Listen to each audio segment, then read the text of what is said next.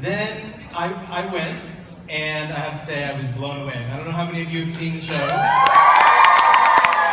but if you haven't, obviously you're going to, but I'm very excited to bring out the several members of the cast of Jagged Little Pill. We have Elizabeth Stanley,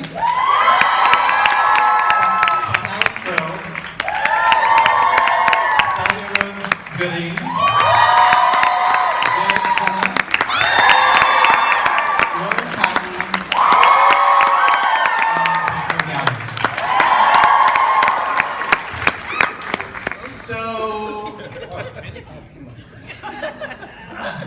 So, thanks guys. I know you had a busy day yesterday, you're gonna have another busy day today.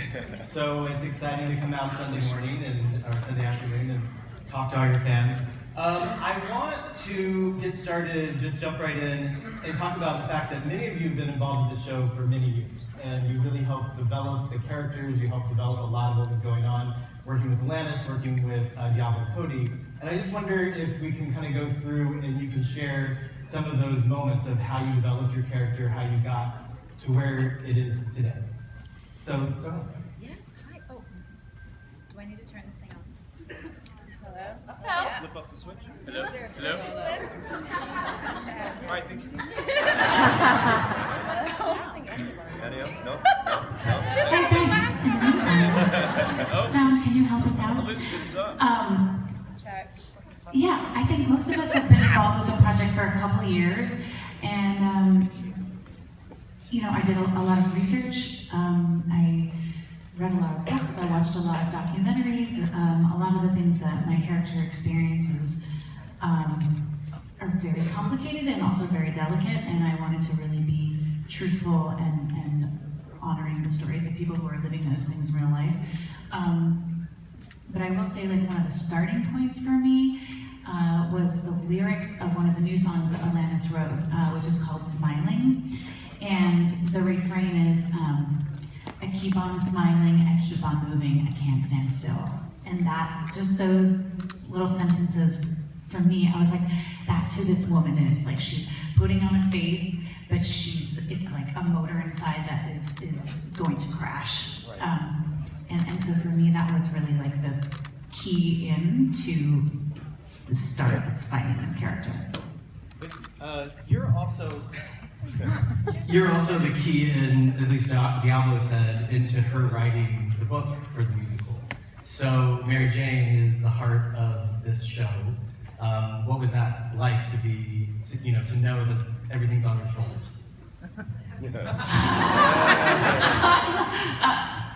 Exciting, I have to say. I mean, of course, it feels like a great responsibility, and there's pressure that comes with that. But also really thrilling. Not necessarily something that I expected to come my way as a 41-year-old woman. Like sometimes, actresses who were older than me, as I was like coming up in the theater, were like, "Oh, just wait until you hit like middle age. There aren't any roles for you." And so this was like such a beautiful surprise that a really such awesome meaty role was being written for a person that was like me. Hi. I don't think they're working. Yeah, okay. It's just this one. Oh, you guys are working on the lights. Cool. Thanks. All right, they're working on it. I've been involved for about 2 years with the show when it began rehearsing for ART in Cambridge. And I also did a lot of research, obviously different issues for Steve, a lot of research about workaholism and what it is like to be a loved one of someone struggling with addiction. And we had some lovely people come and speak to all of us about many issues that we deal with in the show. But that was really my aim for the show, was to focus on that aspect of the character that he is representing, the confusion, the frustration of living with someone that is dealing with so many secrets and hiding something so important. I remember the day that Mary Jane, in the song Mary Jane, Alanis's sort of mantra, and I think the overall message of the show really is ultimately we need to communicate with each other in order to heal, relational healing. And I remember the day that I sort of keyed into the idea that over and over and over again in Mary Jane, all he is saying is tell me, please tell me. And I just love that. So that's what I aim for in the show, is that moment. Yeah. Hey y'all. So I have been working with Jagged since its sort of genesis. I did the first reading, and I've been lucky enough to be asked back over and over again, and now I'm doing it at the Broadhurst, and it's incredible. A lot of Frankie's story is similar to mine, being a Black woman in a predominantly white community. So I did a lot of therapy, a lot of checking in with myself, a lot of forgiving of myself, especially at a young age of 16. Because when I first started the reading, Frankie and Celia were the same exact age. And so now that I'm older, I get to inform Frankie and sort of allow space to go back to that headspace for a Black woman. It takes a lot emotionally, but it's something that gives me a lot of peace. And like Sean said, we had a lot of wonderful people come in and talk about transracial adoption, because that's something I'm not familiar with at all.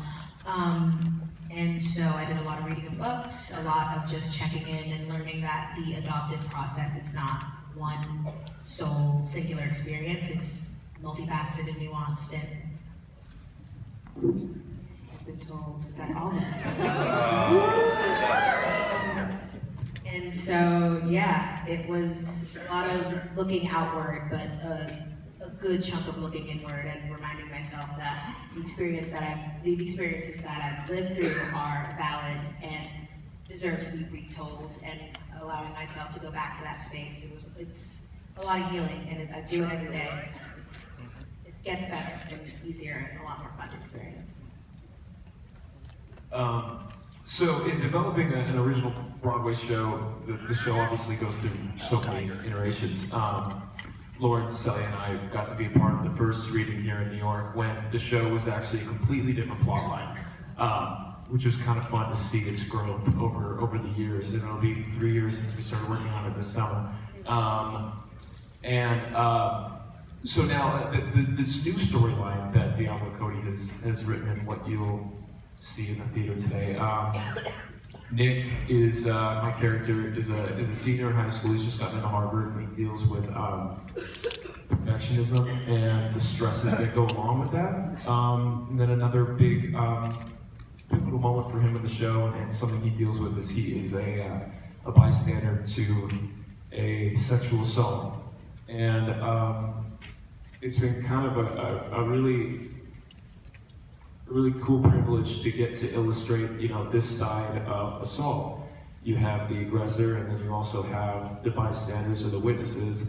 And there are more witnesses than aggressors, and I think that is a very important fact to remember. It's something that I've tried to illustrate through Nick and through the story that we're telling, which has been a great responsibility and a privilege to get to do.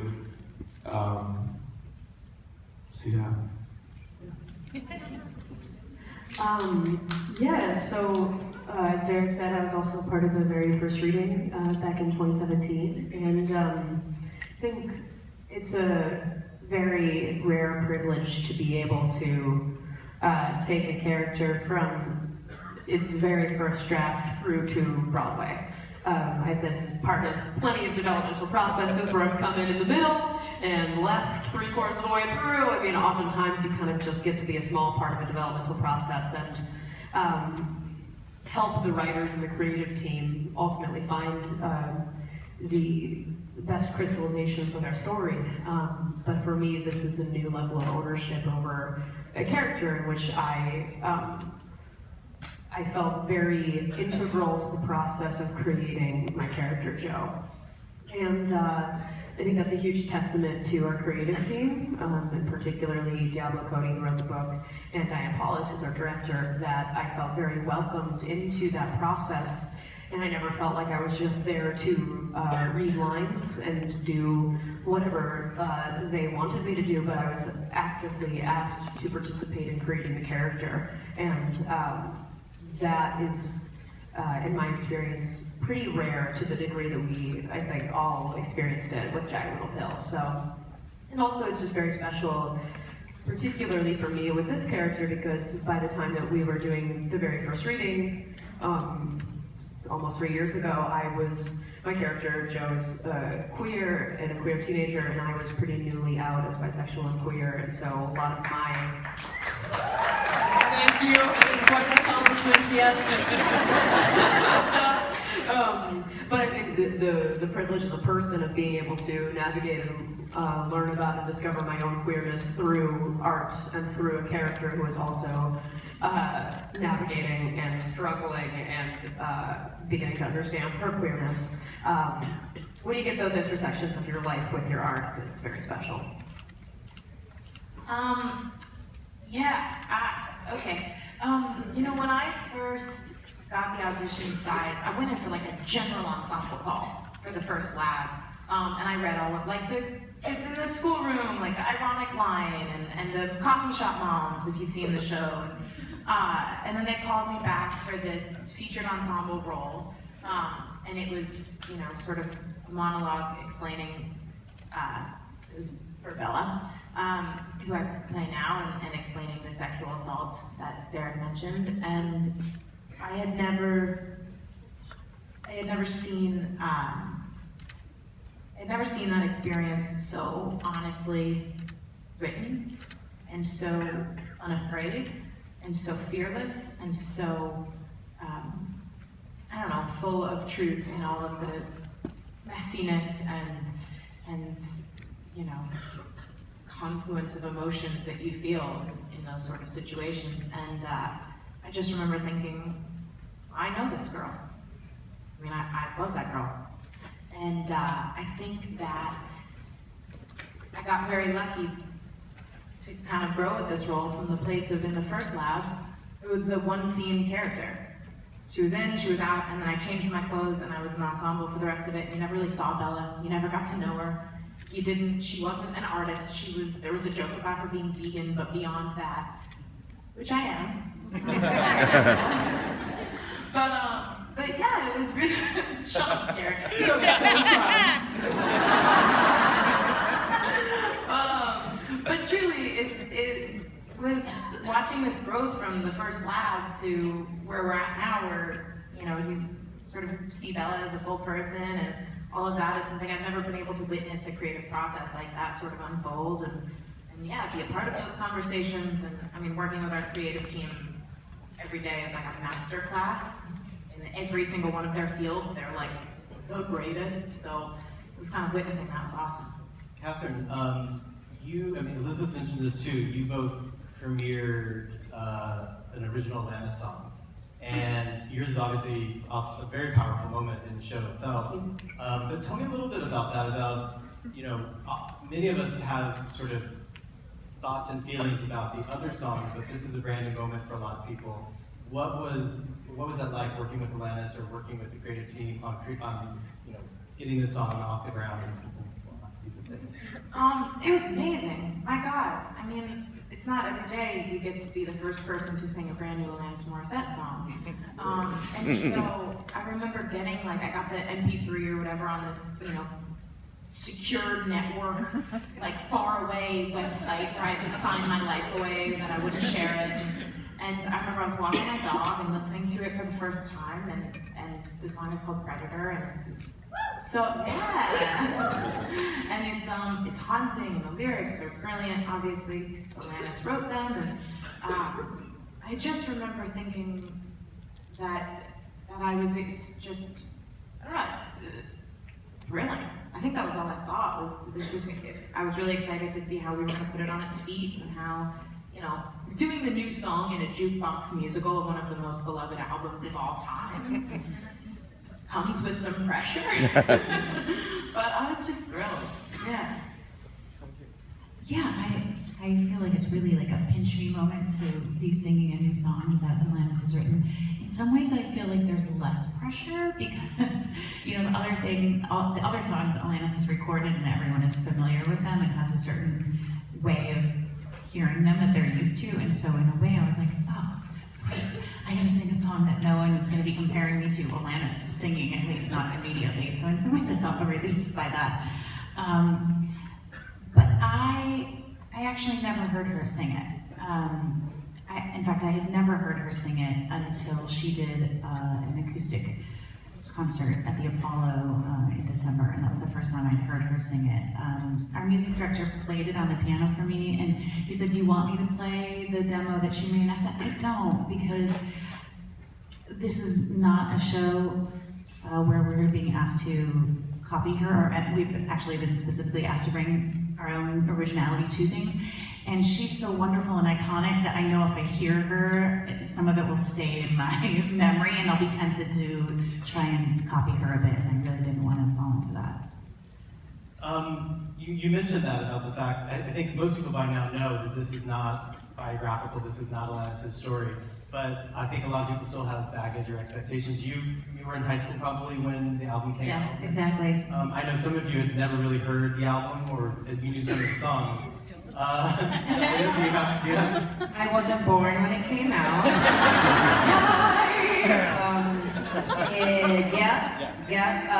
I am one of the youths of the cast, me and Antonio. And so, actually, with one of the songs that Frankie sings, Ironic, one of the most iconic Alanis Morissette songs, I had known it, but I wasn't truly familiar with it until I started working on the show. And a song like that, with the history that it has, with the power that it has, and again, it's an iconic song. Learning to accept the fact that I'm not going to do it the same exact way she does was something that took time. Because Alanis Morissette and I do not have the same voice at all. And so accepting the fact that people are going to have expectations of what the Alanis song is to sound like, and knowing that I'm not going to fulfill those was something that I was like, okay, great, they'll get used to it. And so it was a really awesome process, but every once in a while being reminded that I was not born when the album came out is always something I chuckle about. Well, just so you know, all of us at the time made fun of that song relentlessly. Oh, I know. So it actually is a very satisfying moment in the show because we get to kind of resolve all the things that we have all said. It's situational irony. That's what Frankie's situational. And obviously, Lauren, you have the opposite problem of having tons of baggage for a show that everyone knows, loves, does at karaoke.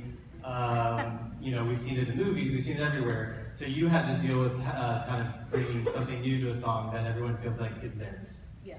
So how did you deal with that? Yeah, I mean, I have an interesting mix of both an embarrassment of riches and weird amount of baggage because I sang both Hand in My Pocket and You Oughta Know in the show. And particularly, I think with You Oughta Know, I was not the appropriate age for the album when it came out, so I knew the song, but I didn't have like a memory tied to when I first heard it. I didn't listen to it on repeat, so I didn't personally feel the internal pressure of, oh my god, I like this is my favorite song, and how do I sing it and stuff, which was good for me, I think. And also, I didn't feel much pressure for a long time because I think the creative process was very, very open, very loving, and particularly from Alanis, I never felt any kind of expectation from her to do it a certain way or to live up to the thing that she did. And so the first time that I really felt pressure was the very first preview that we had out of town in Cambridge, because we kind of had heard through the grapevine that a lot of massive Alanis fans flew from around the world to see the first preview. Truly from around the world. It was unreal. And incredible. But so I remember I was backstage and I was getting warmed up to do You Oughta Know, and it kind of hit me that many of these people had been listening to her deeply iconic version of it for almost 25 years, and I was about to do it in a very different way.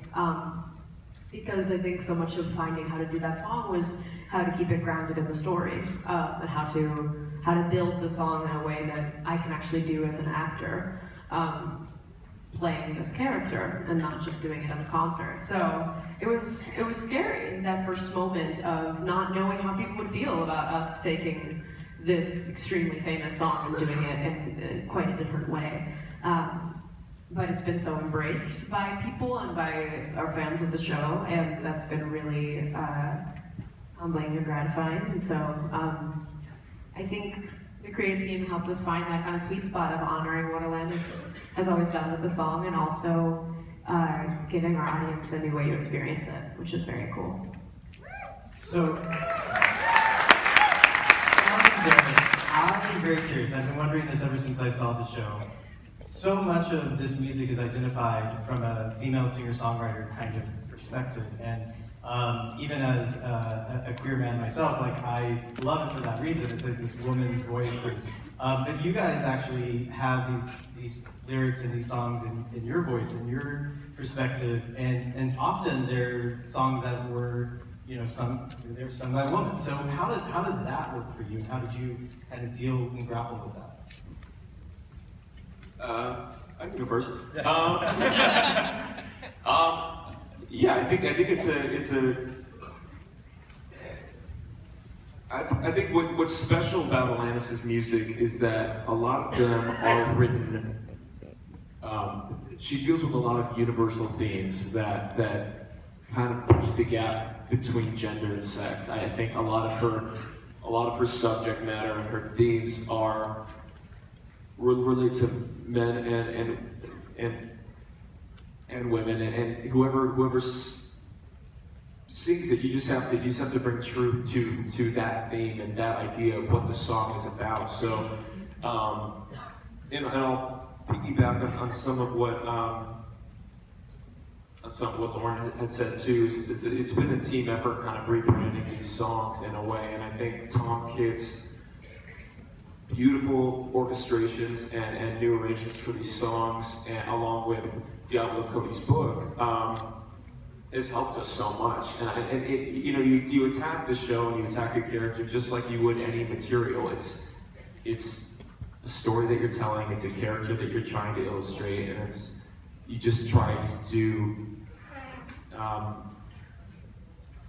We try to make Alanis proud and drive those themes forward in what we're telling. So that's our responsibility as actors, to kind of stay on track with that and bring new meaning to the songs. And so with that in mind, it made it easy and kind of, like I said before, a cool privilege and a responsibility to us to honor the song yet honor the character. And it's been a cool process. It's been cool to see people's response to that, because they're used to hearing it. And Alanis has also said she's so used to hearing it, sung by a woman, that it's really cool to hear these male voices singing it. So we're very lucky to do that. Yeah, it was an extremely collaborative process. So they were so lovely. The creative team was so lovely and gracious about listening to us. If it ever felt wedged in or shoehorned into a moment. So in the beginning, I would say that I did feel a little bit of pressure, like, what is this going to be like? This song in a male voice, or any of these songs in a male voice.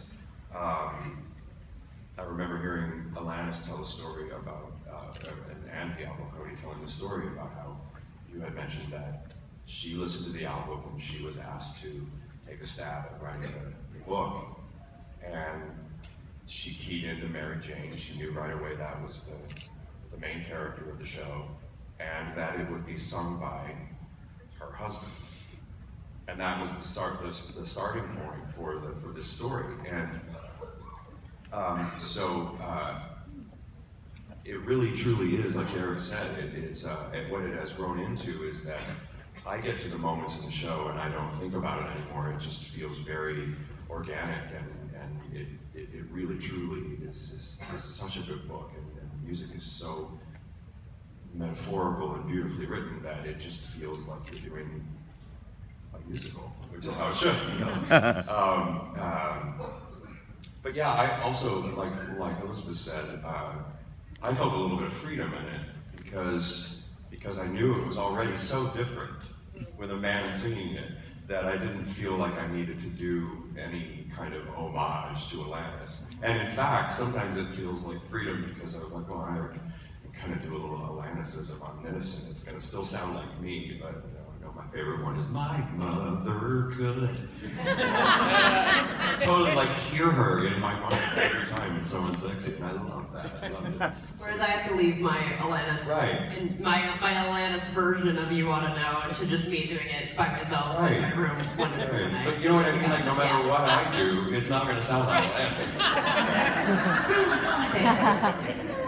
And another thing, sorry, just one more thing that has helped with, and I think a lot of so-called jukebox musicals have it becomes all about the music and honoring the artists that the show is about, so that the setups of the songs end up being the whole thing ends up being, how are we going to fit this song in here? How are we going to fit the song in here? This is what this artist is known for, so we have to put it here. But we've been helped out a lot. I feel like it's been easy to integrate these songs into the show because of how seamless Diablo Cody has kind of placed them. The transitions in the song feel very organic and very real, so it's easy to kind of get into the song as our characters, not feel like we have to perform them as the song that Alanis wrote.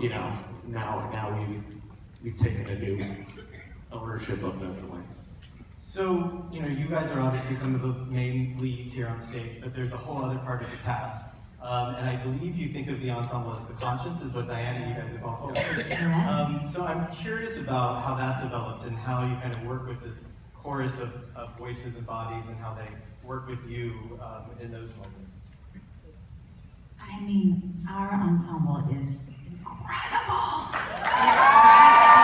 So amazing. Every single one of them is this really special, unique, extraordinary talent, like ball of energy. It's awesome. But I think for all of us working on the piece, the creative team and the actors as well, it became very clear early on that a lot of Alanis' lyrics are quite cerebral and have a bigger concept, which is really unique, I think, for pop music writing. Because her music also manages to be quite catchy.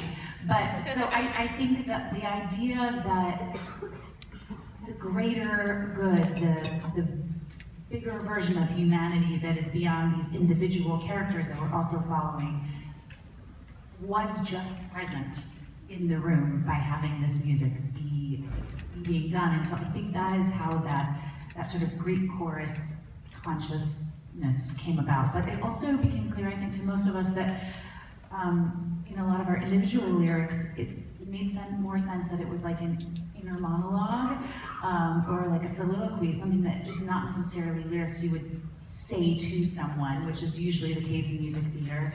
And so to me, that really opens it up too, because the whole idea of soliloquy, like who are you talking to? Are you talking to God? Are you talking to the universe? Or what is that? And so for me, that also is like we're in constant connection with that sort of bigger picture.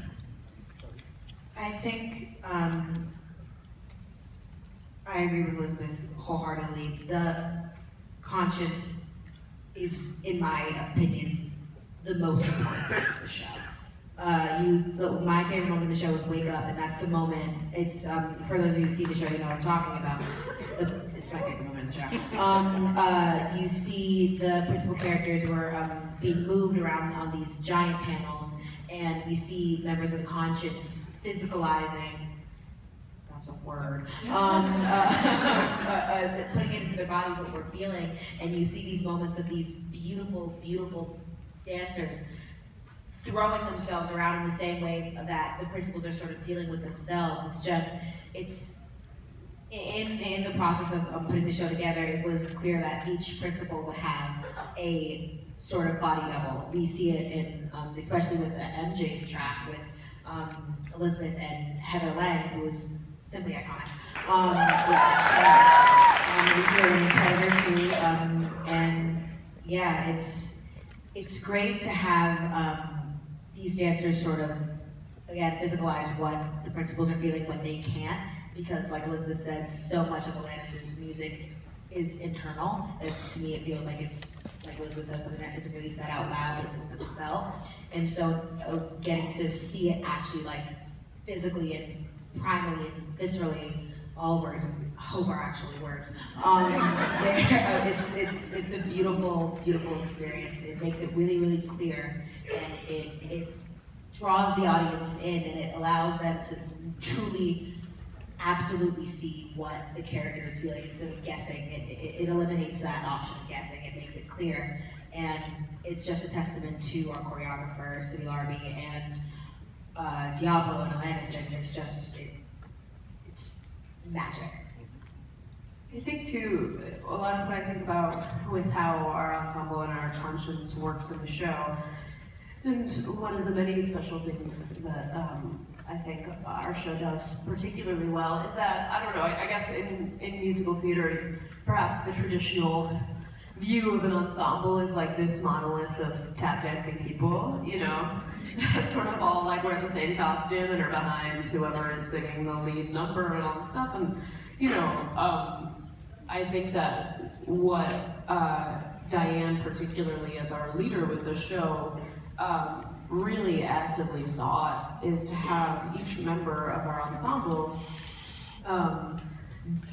be a really unique, energetic, powerful presence on stage. And so with that, rather than this kind of concept of like, oh, well, the ensemble comes in to like dance more behind people, or we all do the same things, it's actually like we have this world that's created by these incredibly special performers who all are deeply singular people, and that comes across on stage. And so I think finding that balance of having these people who are completely singular and also create this you know, world that is like a unit of our consciousness, I think is really special to see on a Broadway stage. And it pushes, to me, I think it pushes back against this notion that the ensemble is like a different kind of thing. That like for us, it's really, we are an ensemble show, and so we are part of the ensemble, and I hope to see more of that on Broadway stages, because, you know, it's just everybody is a deeply special singular performer in our company, and there's no reason that perspective on how a Broadway musical should work can't be done in other shows. You guys mentioned working with Heather, and I'm curious about working with Larby, the choreographer. I'm not going to try his whole name, but I mean, Diana told me that the uninvited moment sort of happened spontaneously one night, late on a rehearsal during development, like some ratty couch, and you guys started realizing that, you know, there was this doppelganger kind of idea, and you guys kind of figured. Tell us, did that happen? The story is true. You know, Diane is tireless in her exploration of creative moments, and so it was one of those things where it was like we were running out of time before we were doing this presentation of the lab, and so they said, you know, can you just like stay after rehearsal? We just want to kind of like see what we have here with this number, and I said, sure, okay. And Heather had been working with Larby, City Larby Chirkowry, and Larby had very specific ideas of the movement that she should do, but he is also like extremely malleable and loves to see like what you as an artist bring to something. So I think he's very interested in your own personal version of that. So I think he had specific choreography ideas for her, but then it really became something that she also created. And so they kind of were like, Elizabeth, just sit on this couch and let's like see what happens. And they did, they turned all the lights off, and I can't remember, it was like someone's like iPhone, like flashlight or something. They really wanted to like create the mood, which I appreciate. I mean, it makes me feel like a bad actor when you're like, I can't do it till I'm in the costume. But it like really did help, because it is such a specifically like spooky moment that it felt like safe to be exploring such a like unabashedly like dark private moment in a room that was like quite private and quite dark. And Celia, you were kind of figuring out his hip hop, whatever style. Yes. Believe it or not, I consider myself a strong mover. Strong mover. And so when I read into Larby's massive history of choreographing and knowing that he choreographed Ape Shit for the Carters, I was like, so I'm going to be doing what now exactly? And Unprodigal is such an important moment for Frankie. It's the moment where she is finally allowed to express herself in a way that isn't whitewashed, in a way that just feels truthful and fierce as hell. And a lot of Unprodigal for me was getting out of my own head and realizing that this is not about me and how I judge myself when I move. It's about Frankie expressing herself, and the way that she expresses herself is through movement, it's through action. She's less of a talker and a lot more of a doer, and that gets her in trouble sometimes. And I think exploring that side of choreography and exploring that sort of movement in my body and in my person was really, really freeing. Because Larby is so passionate, he's so ready to give of himself to make sure that someone else feels supported. And actually doing the choreography and doing it with the ensemble and feeling a lot of support behind me, and then at the end getting lifted up and getting to scream my face off. It's really, really awesome. And for Frankie, it's the feeling of unoppression. That's what she's searching for. That's what she's been looking for since the beginning. It's unoppression, deliverance, justice. She just wants something to hold on to. And that moment, I think she explores the idea of holding on to herself instead of looking to other people and looking to other actions and activist movements. It's the moment where she looks into herself and say, I am enough on my own. I don't need Greenport or Connecticut. I don't need all of this. I could just find my own on my own way. And that was something that Celia is still learning how to do. And so having the opportunity to sort of step out of myself and step into Frankie and step into the idea of leaning onto oneself and moving and expressing and just, and it's awesome. It's awesome. So, okay. No, I just wanted to piggyback on that. Larby was also just so integral in getting back to the conscience idea in the show. He was so good at figuring out how that would work physically on the stage, emotionally on the stage.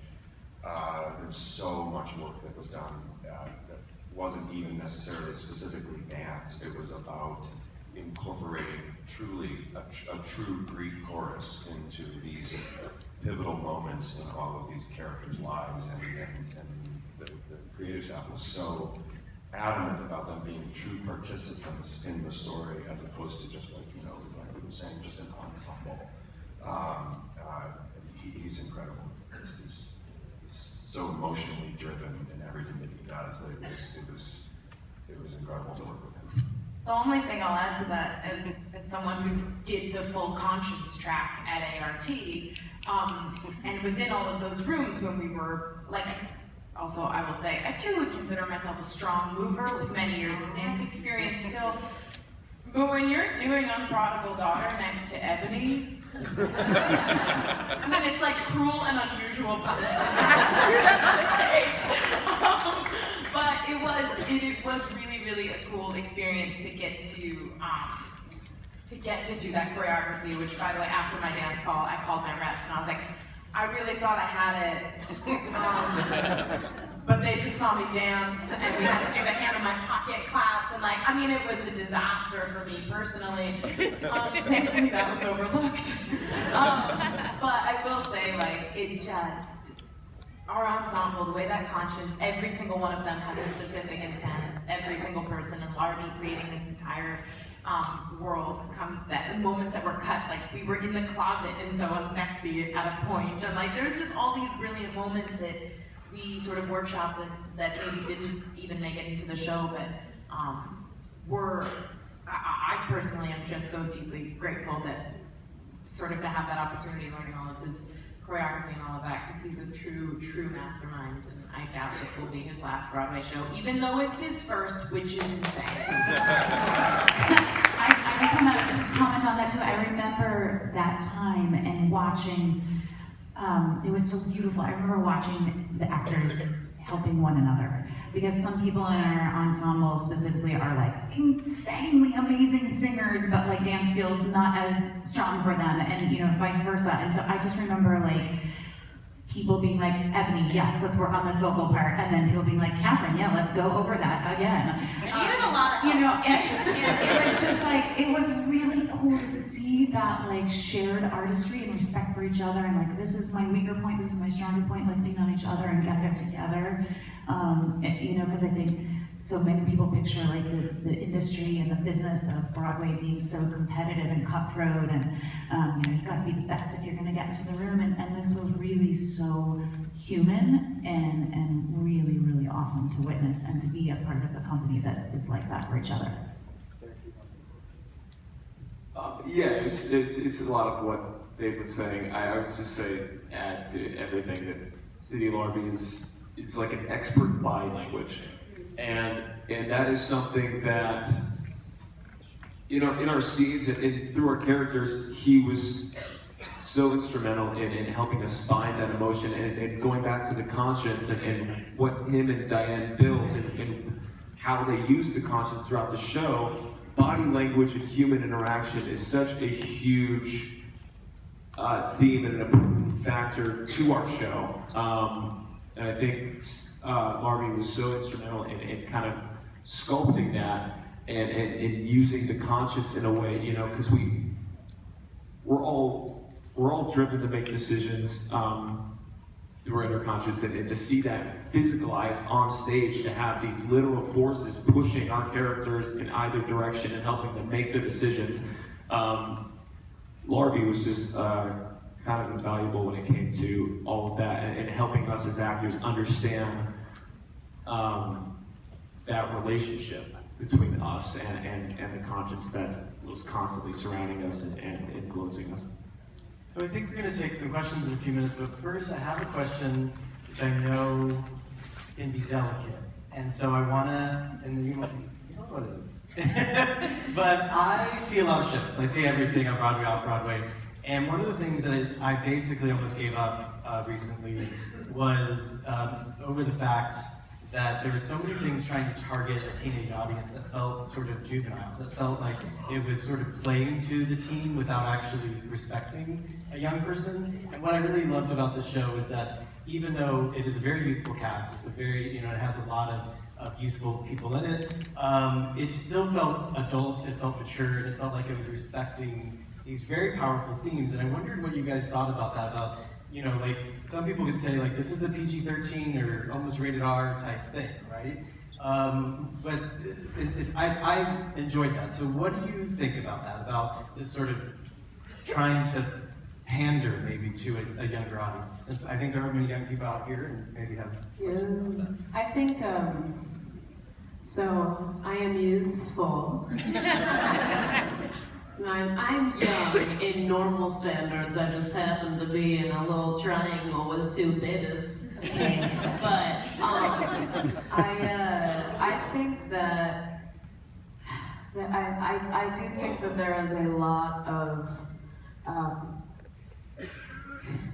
there's a feeling of wanting to protect teenagers, I think, and to protect teenagers in art forms. And I honestly think that it is a twofold thing of maybe forgetting how much we knew and what we dealt with when we were a teenager, and also I think maybe not understanding how much it has changed and what it is like to be a teenager in the last 5 and 10 years.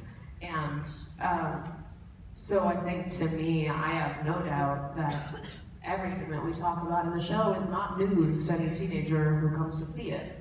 It's not like a what? This occurs, you know, like everything is very, and not only that, but it is something that I think a significant portion of teenagers today, particularly in our country, are actively dealing with on a day-to-day basis. And so I think it is, while perhaps unconscious, and certainly well-intended, but it is a certain kind of disrespect to not think that a teenage audience is mature enough, or not only mature enough, but not craving an opportunity to share this part of their lives through the art form that they love. So I'm very proud of our show for doing that.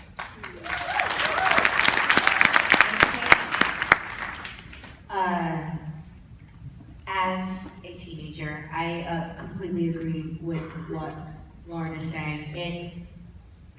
Nothing that happens in the show is new. It's like Lauren said, it's not news to anyone. And I think the reason why Jagged is being received so well is because it's honest. And the reason why shows like Euphoria and Sex Education are doing so well is because it's allowing people to just talk about it. Because there's no one benefits from being left out of the conversation. No one benefits. And like the moment like Sean said, the moment we start communicating is the moment things get a lot easier. And so telling the truth and saying this is something that teenagers are actually dealing with, and instead of denying the idea of like, oh, teenagers are just going to school and doing their homework and exams. And it's like, teen life is a lot more nuanced than art sometimes allows it to be. And it's dark and it's scary. The world we're living in right now is really, really scary. And I think denying that truth isn't helping anyone. And so a lot of the collaboration, especially for Frankie's story, since the production team didn't include anyone who was dark-skinned, and that's a problem within itself, I think the fact that I was asked, is this truthful, does this feel right, how do you feel about it, and being able to like share my truth and share my experience in a room where I felt safe to do so is incredibly important. And conversations that we've had as a cast and as a company, as a community, of saying this is what's going on, this is what we're going to talk about, this is how we're going to do it, and people being able to step forward and speak on their own experiences, speak on behalf of themselves instead of having someone else tell them what their story is, I think was such an incredibly important part of this whole process. Especially for me, being a Black woman telling a Black girl's story, being able to say, this is actually what's going on, instead of having someone else who's not sharing my experience tell me what I am to do and tell me what I am to say and tell me how I am to feel. I think being able to go in and say, this is actually what's going on, and having someone receive it and put it into the story exactly how I expressed it, and it not being altered and switched around and changed up to make it more palatable and make it easier to receive for people who don't share my experience. I think that was something that really, really drew me to this process. It was the idea of like, you're gonna be able to tell the truth about your experience in front of a whole bunch of people who don't look like you, who don't think like you, who may not know what you're going through. That was something that put a fire in my belly. I was like, great, I get 2.5 hours to tell the truth. What am I gonna say? And that was so, so cool and super important. And I'm so super, super, super, super grateful, because not a lot of us have that. From a real-life teenager should be a very clear indication of why we can be telling these kind of stories to teenagers, because that's straight from her and straight from her mind. As the parents of the show, what is your perspective on that? About, did you feel protected? Did you feel like, I don't know if I feel like I want all this out there, because it was different for me when I was that age feeling these same things? No, I mean, I think it's like, I love that we're really getting into the shit and like putting it out there. I think that's highly important.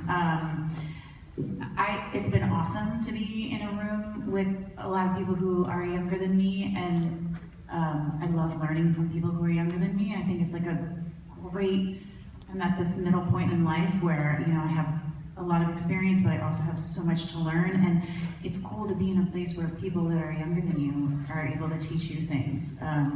It's a new experience for me. I'm used to being the young person in the cast. So that's been really awesome. And I have to say, like, kudos to our producers for being brave enough, because I think that's part of the issue when you're like, oh, why are Broadway shows like kind of like, you know, boring when it comes to teen topics? I think people are scared because, you know, a Broadway show is such an expensive investment up front, and then you just, like, you put everything in and then you don't know what it's gonna be. Whereas even like a TV show, it's also very expensive, but there's a greater chance that it will reach a big audience more quickly. And so I think like that's why Broadway in particularly sometimes seems like slow to be relevant, because it's been in development for so long, and then by the time it gets there, you're like, yeah, we already dealt with this. So I think it's really exciting that they were like, okay, yeah, and I think a lot of that is also because Alanis is very open about like, let's talk about things in a very real way. So I'm on board. As the veteran cast member,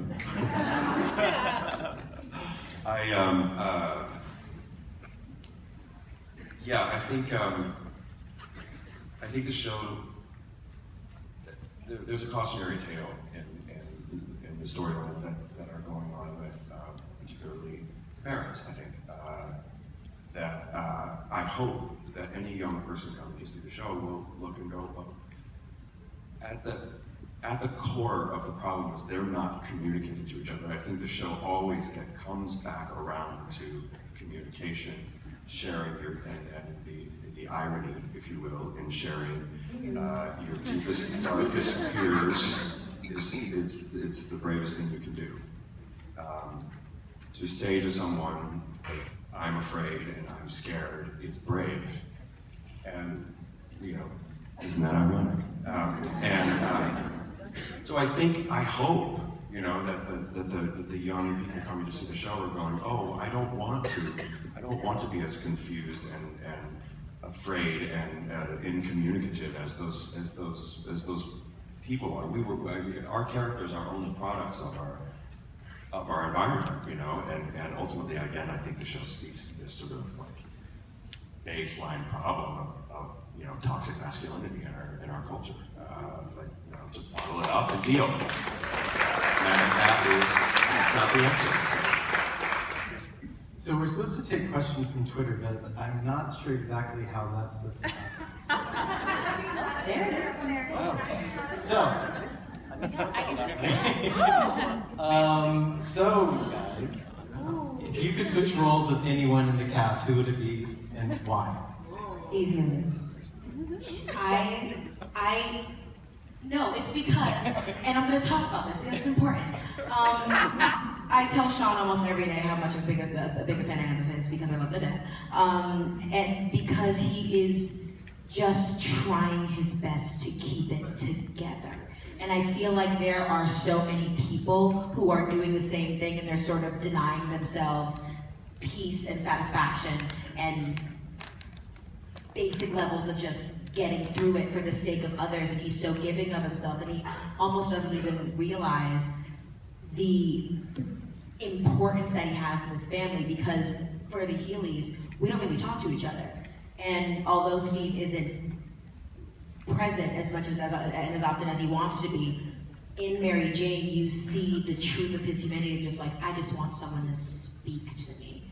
And I think that is something that a lot of people feel, but they don't get the opportunity to share. In the show, MJ can't communicate for reasons I won't spoil, but Steve is just finally opening up and saying, I thought after all this time together we were done surprising each other, but that's not, there's always something to speak about. And Steve just finally unleashing his heart and saying, tell me what's going on so I can help.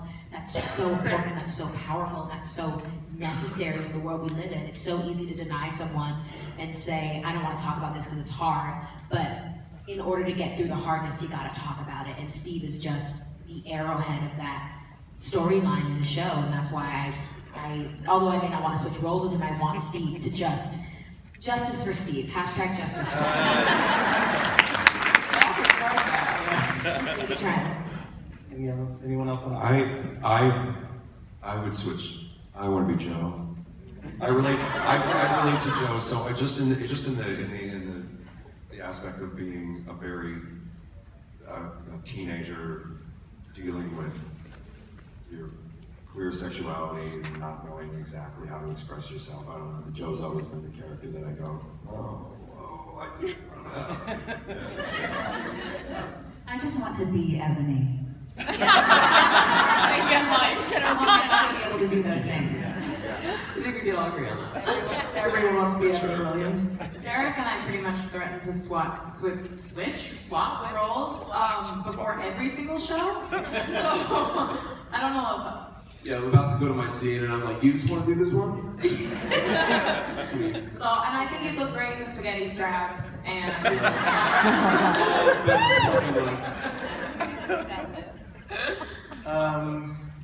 I know. Can we get another question? But one of the things that Lauren, you told me that I loved was when Senator Elizabeth Warren came to see the show at ART. And then I think you guys saw her later during the Pride parade or something like that. But you told me that you would love to be able to sing "Hand in My Pocket" at all her campaign rallies. Of course, you're busy right now, but tell me. Yeah, but like, I feel like you can make it happen. Elizabeth Warren is truly the love of my life. And I just want to be at a rally to be able to sing "It's Gonna Be Fine, Fine, Fine." Yeah, well, it was a very, I shared that with you because it was a very special moment, I think, for the entire cast. She came to see it in Cambridge, and that was prior to the midterm elections, and she had actually just come back from seeing deportation camps in Arizona, and this is when families were actively being separated and children were not with their mothers and were in literal cages and all of these things, and she was still deeply emotional from that experience and had just come to see our show, which is, a little bit emotional as well. Lighthearted family. Lighthearted romp. But yeah, I think it was very special for all of us to have this person that is, I think, a beacon of light in our country come to see our show. And she looked all of us in the eyes, and because in a lot of ways it can feel futile. You think, like, what can I do? How can I be helping? How can I be standing up for what I believe in and what I think our country should be and all these things? I'm just an actor, And she looked us all in the eye and she said, what you are doing helps and matters. And she looked at us and she said, at the time, she said, we don't have the House, we don't have the Senate, we don't have the White House, we don't have any of those things right now. All we have is our voices, and you are all using your voices, and that's all that we can do.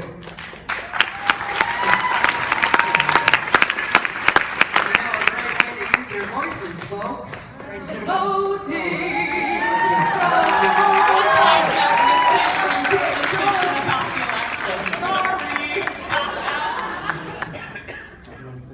No, I was just practicing holding the mic like Lauren. Rockstar hold? Yeah, sometimes I do this too, which is a weird one, but I do this in concert sometimes. Feels natural. Yeah, right? It's just like a pop. Well, I just want to say I do agree what you guys are doing is phenomenal, and I'm so happy that you're doing it so many days a week, nights, mornings, being here. So thank you so much.